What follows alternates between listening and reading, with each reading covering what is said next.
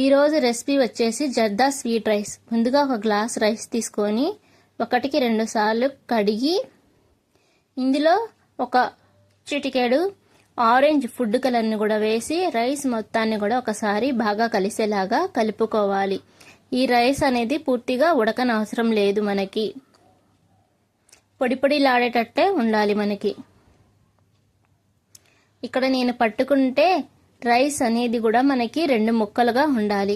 ఇలా ఉంటే మనకి పర్ఫెక్ట్గా కుక్ అయినట్టు. ఇలా ఉంటే మనకి సరిపోతుంది. నీళ్ళు అన్నిటిని కూడా వంపేసిన తర్వాత ఇలా మనకి రైస్ అనేది పొడి పొడిలాడుతూ ఉండాలి. ఇలా పొడి పొడిలాడుతూ ఉంటే మనం స్వీట్ చేసుకోవడానికి కరెక్ట్గా సరిపోతుంది. ఇప్పుడు దీన్ని వేరే ప్లేట్లోకి తీసుకొని చల్లార్చుకోవాలి. తర్వాత మనం 2 స్పూన్స్ ఘీ వేసుకొని ఘీ కొంచెం కరిగిన తర్వాత నెయ్యి మొత్తం పూర్తిగా కరిగిన తర్వాత 3 లవంగాలని 2 ఒక చిన్న దాల్చిన చెక్కని వేసుకోవాలి. దీంతో మనకి మంచి ఫ్లేవర్ వస్తుంది. మనం ఏ గ్లాస్తో అయితే రైస్ తీసుకున్నామో అదే గ్లాస్ తోటి బెల్లం తురుముని కూడా తీసుకోవాలి. ఇక్కడ నేను బెల్లాన్ని కరిగించడానికి 2 స్పూన్స్ నీళ్ళనైతే వేసుకోవాలి. ఎక్కువ అవసరం లేదు. ఈ విధంగా బెల్లం మొత్తం, ఈ నీళ్ళైతే అవసరం లేదు మనకి. ఈ బెల్లం మొత్తం కరిగి మనకి పాకం రానవసరం లేదు. ఇలా బబుల్స్ వస్తున్నప్పుడు మనం ముందుగా ఉడికించుకున్న రైస్ని అయితే కొంచెం కొంచెంగా స్టెప్ బై స్టెప్ వేసుకోవాలి. ఒకేసారి వేస్తే ముద్దగా అయిపోతుంది.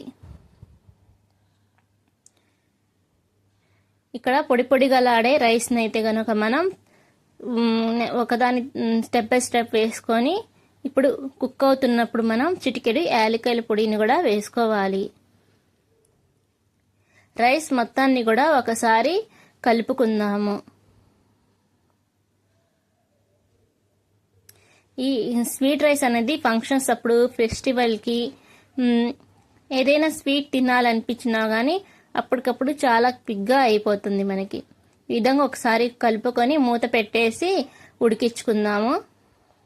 తర్వాత వేరే ప్యాన్ పెట్టేసుకొని 2 స్పూన్స్ ఘీ వేసుకోవాలి. ఈ ఘీ అనేది కరిగిపోయిన తర్వాత ఎండు కొబ్బరి ముక్కలు, కిస్మిస్, జీడిపప్పుని వేసుకొని దోరగా వేగించుకోవాలి. ఇలా వేగితే సరిపోతుంది. ఇప్పుడు దీన్ని పక్కన పెట్టేసుకుందాం. ఇంతలోకి మనం పెట్టుకున్న రైస్ అయితే గనక ఒకసారి కలుపుకుందాము. చూడండి, మనకి బెల్లం అనేది ఎక్కడ నీళ్ళు అనేవి లేవు, పూర్తిగా కుక్ అయింది. ఇప్పుడు ఒకసారి మనం ఫ్రై చేసుకున్న డ్రై ఫ్రూట్స్ని కూడా వేసుకొని ఒకసారి బాగా కలిసేలాగా కలుపుకొని మూత పెట్టేసి 2 నిమిషాల పాటు అయితే గనుక మగ్గించుకుందాము సిమ్లోనే.